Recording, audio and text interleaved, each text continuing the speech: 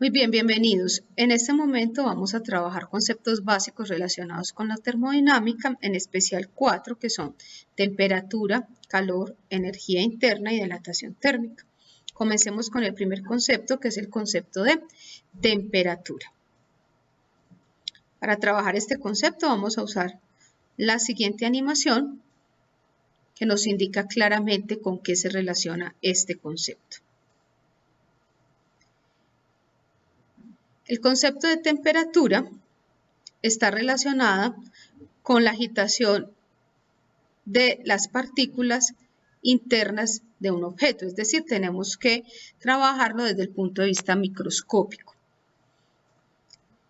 Esta agitación de las partículas internas de un cuerpo afecta la energía interna del cuerpo, en especial la energía cinética, que es la que se relaciona con el movimiento, pero la pregunta es, ¿qué tiene que ver esto con la temperatura? En la siguiente animación vamos a administrar energía desde afuera hacia el objeto y vamos a ver qué pasa con sus partículas y cómo se relaciona con la temperatura. Observemos que al administrar energía, las partículas comienzan a agitarse cada vez más rápido y la temperatura comienza a aumentar. ¿Qué pasa al retirar esa fuente de energía? Lo que sucede es que las partículas empiezan a quedarse cada vez más quietas y la temperatura empieza a descender. Es decir, la temperatura expresa el nivel de agitación de las partículas que constituyen un cuerpo. Pero para poder tomar ese dato necesitamos un instrumento para registrar la temperatura. Muchas personas piensan que el tacto es una buena forma de obtener la medida de la temperatura, pero pensemos en la siguiente situación que se ilustra en la animación. Tenemos 3 recipientes, introducimos nuestra mano izquierda en uno que contiene agua fría, nuestra derecha en otro que contiene agua caliente y después de pasado un tiempo introducimos ambas manos en un tercer recipiente que está a temperatura ambiente. ¿Qué vamos a sentir? Pues en una de las manos vamos a tener la sensación de que la temperatura aumenta y en la otra que la temperatura disminuye, lo cual no es lógico porque tenemos una temperatura ambiente que es exacta y es constante, entonces no podemos tener dos sensaciones diferentes. Por lo tanto, el tacto no es la forma de medir la temperatura, para eso existe el termómetro.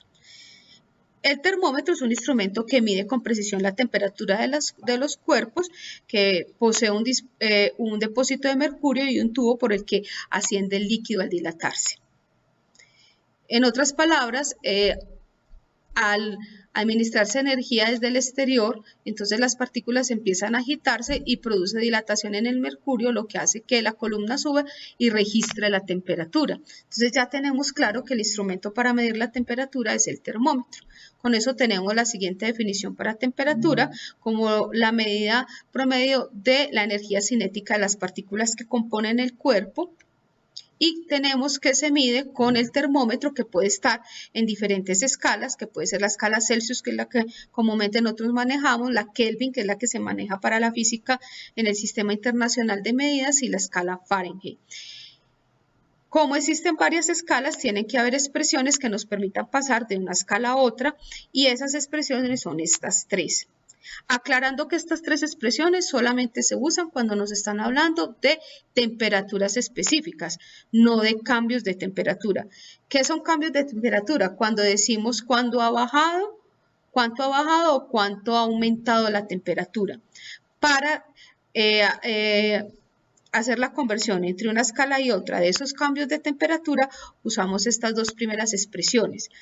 La primera nos representa que por el aumento o disminución de 1 grado centígrado se aumenta o se disminuye 1 grado Kelvin, y la otra nos indica que por el aumento o disminución de 1 grado centígrado Celsius se aumenta o se disminuye 9 grados Fahrenheit.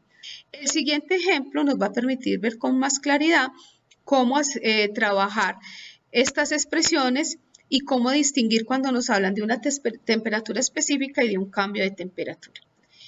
El ejemplo es el siguiente. Tenemos un plato de comida que se enfría de 160 grados Fahrenheit a 65 grados Fahrenheit. Y se nos piden dos cosas.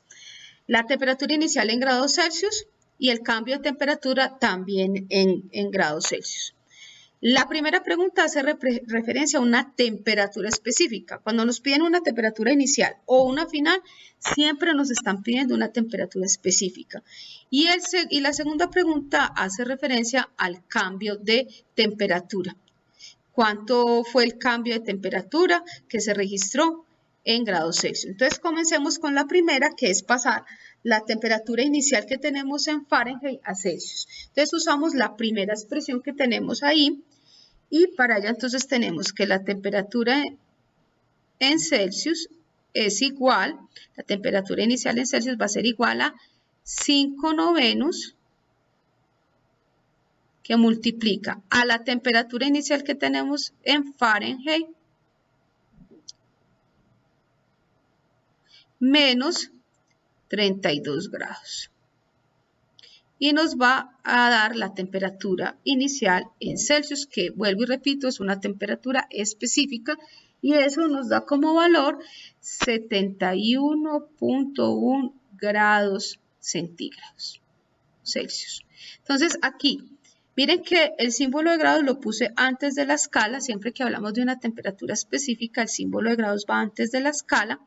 Y eso va a ser diferente para cuando hablamos de un cambio de temperatura. Entonces vamos a responder la segunda pregunta. ¿Cuál es el cambio de temperatura en grados Celsius? Pues primero tenemos que hacer el cambio de temperatura en Fahrenheit, que son los datos que tenemos. El cambio de temperatura, los cambios siempre en física se representan por este triangulito, este símbolo, y decimos que el cambio de temperatura siempre va a ser lo final que tenemos menos lo inicial. En este caso, 65 grados Fahrenheit finales menos 160 grados de temperatura en Fahrenheit que teníamos inicialmente, nos van a registrar un cambio de menos 95 grados Fahrenheit. Miren que aquí el símbolo de grado lo puse después de la escala porque representa un cambio. Entonces ya tenemos que una disminución de temperatura de 95 grados Fahrenheit. Ahora, ¿cuánto bajé? No en grados Fahrenheit, sino en grados Celsius. Entonces tengo que usar esta expresión que me permite hacer la conversión entre escalas para cambios de temperatura. No para temperaturas específicas, sino para cambios de temperatura. Entonces vamos a realizar eso. Entonces tenemos que una disminución de 95 grados Fahrenheit, como queremos eliminar el cambio en Fahrenheit y dejarlo en centígrado, entonces decimos que 9 grados de cambio en Fahrenheit representan 5 grados de cambio en centígrados Celsius y cancelamos acá el cambio en Fahrenheit. Y nos tendríamos que multiplicar 95 por 5 dividido 9 y nos daría el cambio en Celsius que es de menos 52.8 grados Celsius de cambio. O sea, aquí esto fue lo que bajó en grados Celsius. Con este dato, por ejemplo, podríamos hallar la temperatura final en Celsius. Es decir, si tenemos la temperatura inicial en Celsius, que es de 71.1 grados centígrados, y bajamos 52.8 grados Celsius, entonces tendríamos una temperatura en Celsius final de 18.3 grados. Pero lo que quiero que les quede claro es cuando nos hablan de una temperatura específica y cuando nos hablan de un cambio de temperatura. Teniendo estos aspectos claros, entonces ya tenemos el concepto de temperatura, con qué medirla, y vamos a pasar ya a un segundo concepto, que es el concepto de calor. Entonces vamos a trabajar el concepto de calor. Para trabajar este concepto también vamos a usar la siguiente animación para aclarar este concepto.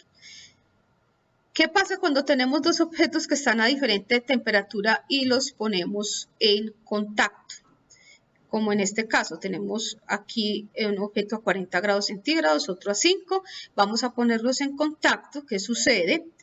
Sucede que al ponerlos en contacto, las partículas del que está a mayor temperatura empiezan a disminuir su movimiento, a bajar la temperatura, y las que están a menor temperatura empiezan a aumentar su movimiento y aumentar la temperatura hasta que encuentran lo que conocemos como el equilibrio térmico o la ley cero de la termodinámica.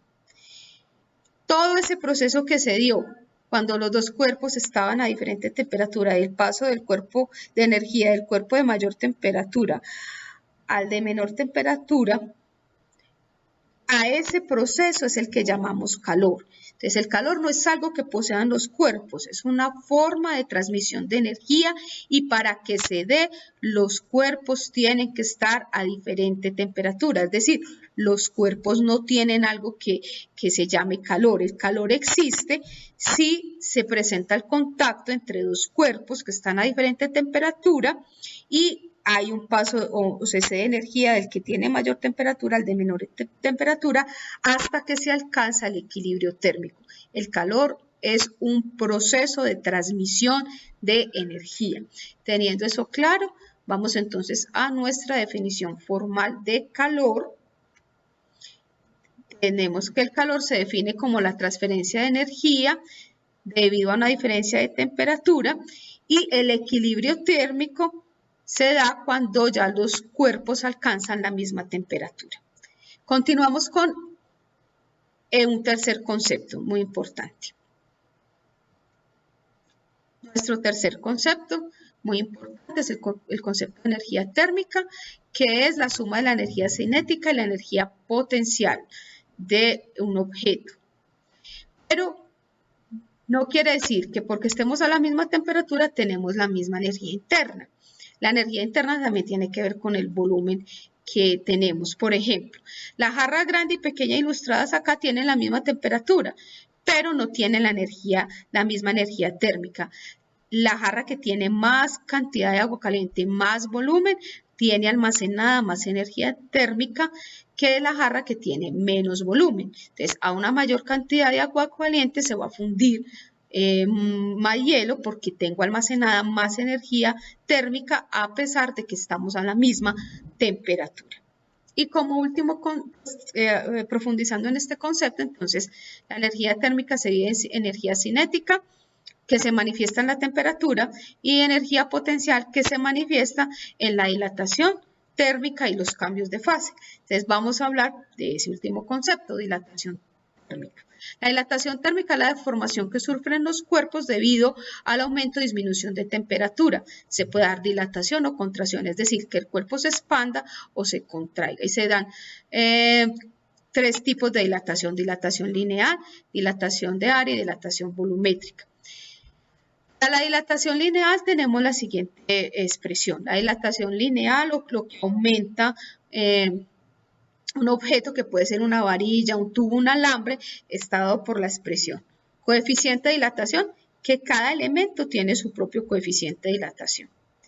Por la longitud original que tenga el alambre, varilla o tubo, por el cambio de temperatura. Vamos a ver un ejemplo para entenderlo mejor. Tenemos lo siguiente. Tenemos una tubería que mide 90 metros de largo a 20 grados y nos pregunta cuál es la nueva longitud cuando a través de la tubería pasa vapor a 100 grados centígrados. Es decir, la tubería queda a una temperatura de 100. Entonces tenemos como datos iniciales la longitud original de la tubería, que es de 90 metros, el cambio de temperatura que vamos a tener, que es de 100, temperatura final, grados Celsius menos 20 grados Celsius, nos va a dar 80 grados de cambio de temperatura. Con eso ya podemos aplicar la expresión para mirar cuánto fue la dilatación lineal. Dilatación lineal es igual a coeficiente de dilatación del material por la longitud original por el cambio de temperatura. Como esto es cobre, entonces el coeficiente de dilatación lineal para el cobre es de 1.7 por 10 a la menos 5 sobre el cambio de temperatura por la longitud original que tenemos, que es de 90 metros, por el cambio de temperatura, que es de 80 grados Celsius. Aquí cancelamos los cambios de temperatura y me da finalmente que la dilatación lineal registrada es de 0.12 metros. O sea, eso fue lo que se dilató esa tubería. ¿Con qué longitud queda al final? Pues la longitud final va a ser la longitud original que tenía más lo que se dilató la tubería, es decir, 90 metros más 0.12 metros. Es decir, la tubería queda con una longitud de 90.12 metros. O sea, se dilató 12 centímetros aproximadamente. Así es como se trabaja la dilatación térmica.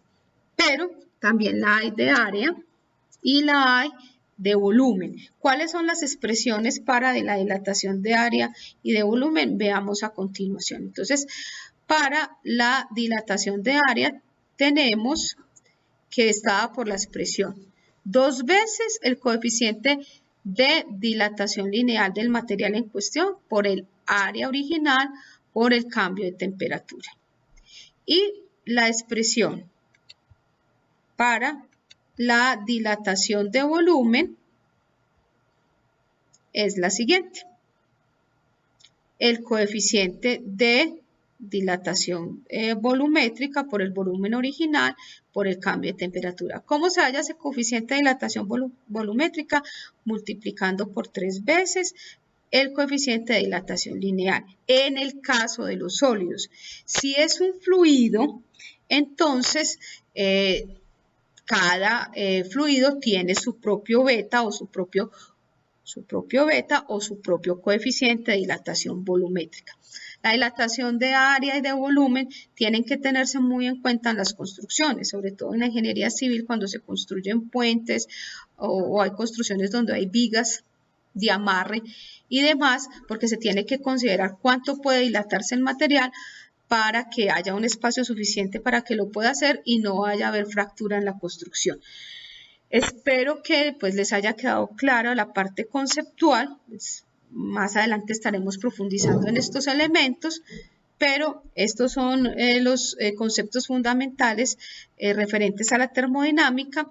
Recuerden, trabajamos temperatura, calor, energía interna y dilatación térmica.